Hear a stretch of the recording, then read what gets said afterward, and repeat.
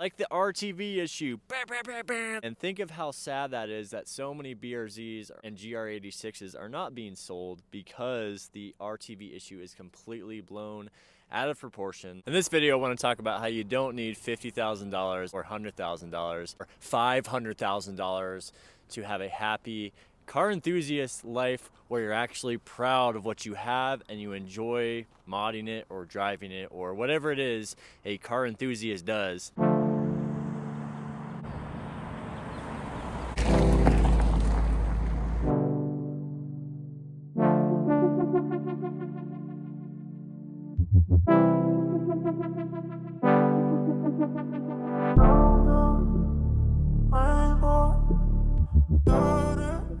I understand a lot of car enthusiasts like to mod their cars, and I do too. I don't have a lot of mods, but I got my wheels, my mud flaps, I got the roof rack, ski racks. I got the blinking F1 third brake light module by Driven Media. Shout out to Kevin Vo. Once again, the dude has the best stuff for these cars. I'm not sponsored by him, but hey Kevin, hit me up, man. Maybe we can work something out. I need some more views.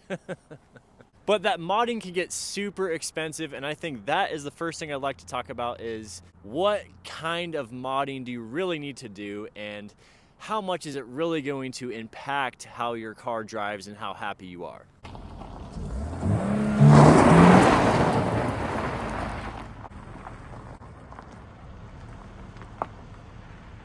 But modding doesn't need to be near as expensive as you see on some of these videos where Donut Channel, for example, they're spending, $50,000 on a Civic to make it a track-worthy Civic. And you see that they're even still having problems with all that stuff. And a lot of the times you see these YouTubers build these cars, spend all this money on them, and then they're just not being driven or they're just still broken years later. Call me a boomer all you want, but I am the type of enthusiast where I am super OEM plus type of guy where I appreciate the engine bay of my BRZ as it is, and I know that is how Subaru intended it to be, and I know that Subaru as a whole has a lot more engineering expertise than me. As you guys can see here, these OEM rims from a 98 Impreza STI are super awesome. I could go aftermarket, but even with wheels, if you go OEM plus, you can get some cool results, especially with Subarus. Modifications can just add up to be such a crazy amount of money, almost, half as much of the car itself or twice as much of the car itself. But you really don't need to spend a lot on mods to have a good time. At least spend enough to get your car running properly. Like if you're going to get a turbo or you're going to get a supercharger, get a tune and don't blow your engine up. I have a friend that blew up his Lexus because he had everything he got was pretty cheap. And he just didn't get a tune, and now he doesn't have a car. So don't be that guy. So as entertaining as it is to watch Donut or some of these channels, you don't ever need to have that much money or spend that much on mods to have a good time. Yep, that's me. Sweet. Yeah, I just got that. It's just unrealistic for the average person, and that's why with this channel I'm really trying to show to people that you really don't need a lot of money. You could have a Golf GTI like the guy I just talked to, an older FRS, or just a Civic SI, and you could have so much fun and live your life and be happy and appreciate and love the car you have.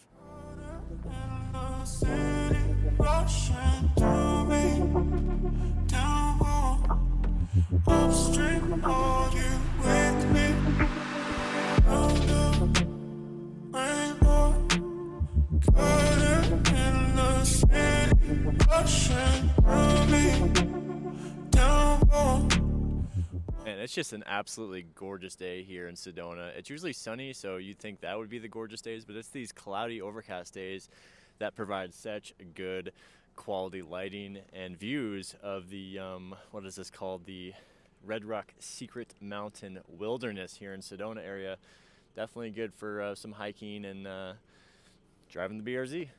Yeah, so altogether I've put $600 for the snow tires and wheels, $200 for the mud flaps, $250 for the roof rack, $50 for the Driven Media mod. I got the center arm mod on the inside. I'll show you guys that in just a sec. It's really good. It's from Amazon. I don't have a link, but maybe I should get one. Besides that, I just got the dealer add-ons like the rubber floor mats. We got the a pack thing that prevents your trunk from getting scratched there.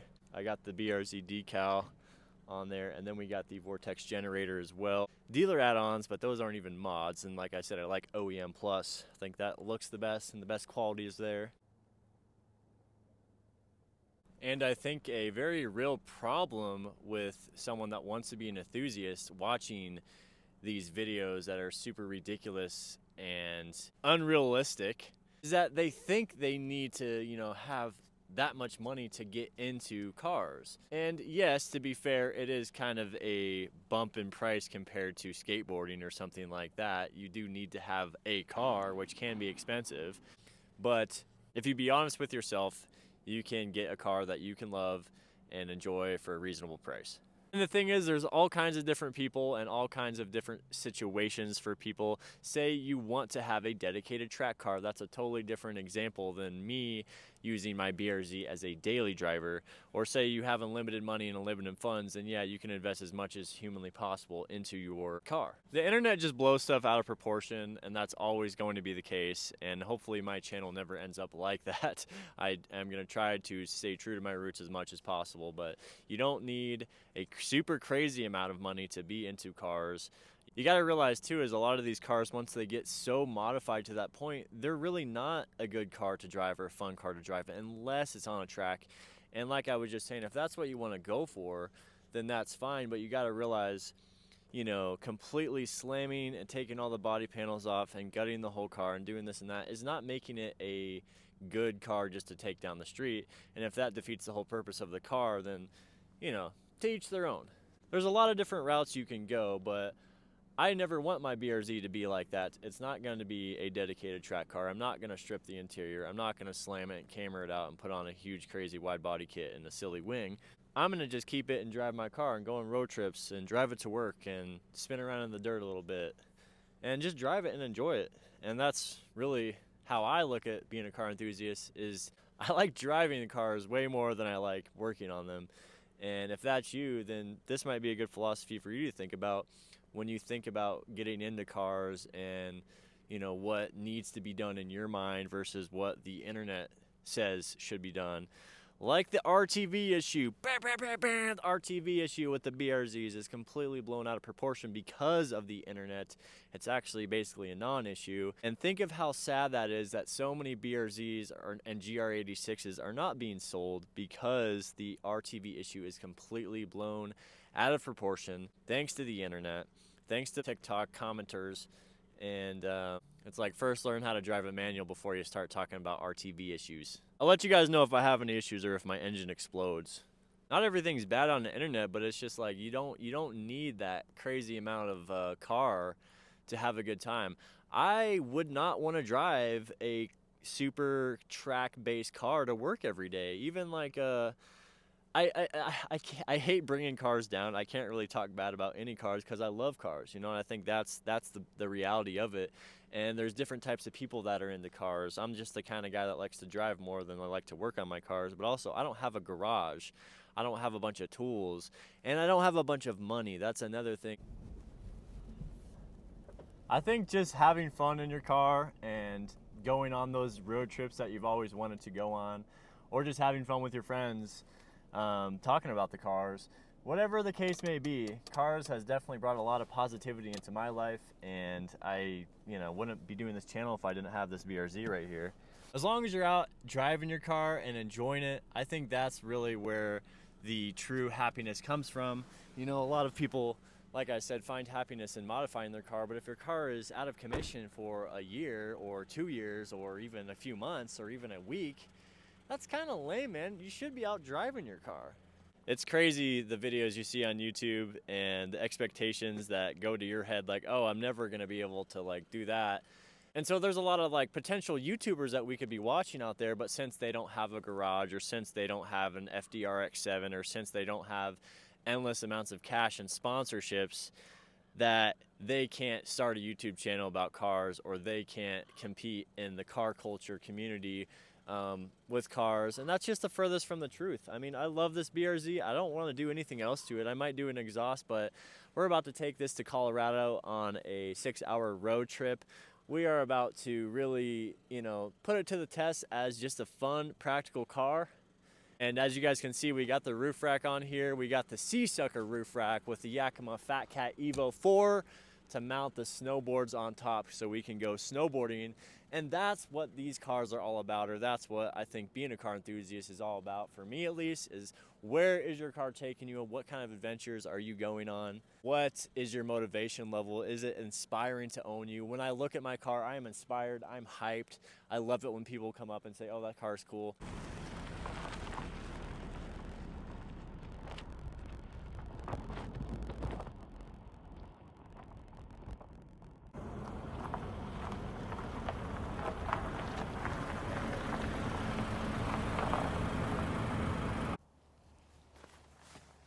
Still can't believe how absolutely incredibly gorgeous it is out here. That view back there is just stunning. Yeah, you really just don't need to be rich to have a cool car. That's the main point of this video I wanted to make and share with you guys. I'm not rich, you know, I don't own this car. That's my goal, is to own this car.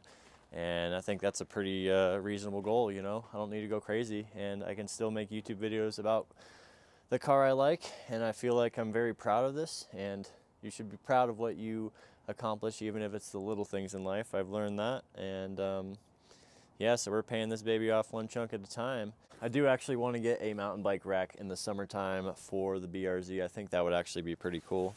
But for now, we got the ski racks up there. We're going to be going to Durango next week. Really excited about that. And we're going to see how good of a road trip car it actually is. The seats are so much better than the previous gen FRS. I don't know how good the like the 2019, 2020 BRZ GT86 seats are, but I'll tell you what, you guys, the new generation seats are what's up. They're so comfortable, I can't even believe it. Yeah, Subaru killed it, and Toyota killed it on the new generation ones. Yeah, so my final thoughts on the subject. It's kind of hard to talk about because I do love watching Donut. I do love, you know, all these big names out there that are on YouTube, and they have inspired me. And what's funny is a lot of these famous YouTubers, when they first started off, they had a humble BRZ.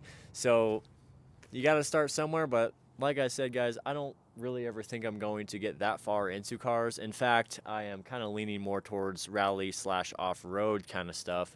So I don't need a lot, and in fact, the crosstrek wilderness and outback wilderness look pretty cool to me, if I'm being honest with you. I'm not saying I'm getting rid of this anytime soon, but I'm interested in that kind of stuff as well. So it's not all about the car stuff for me, it's about the outdoor stuff, but I will always definitely have car-based videos on my channel, that's for sure.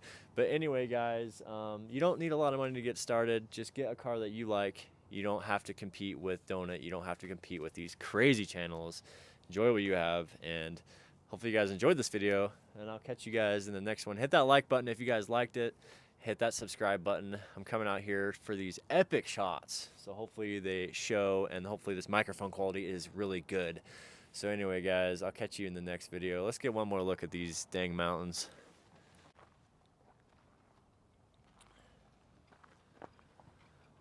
It's just off-road galore. We got Jeeps down here, we got mountain bikers, we got those crazy peaks. I think that's Sycamore Canyon area back there, if you guys can see that.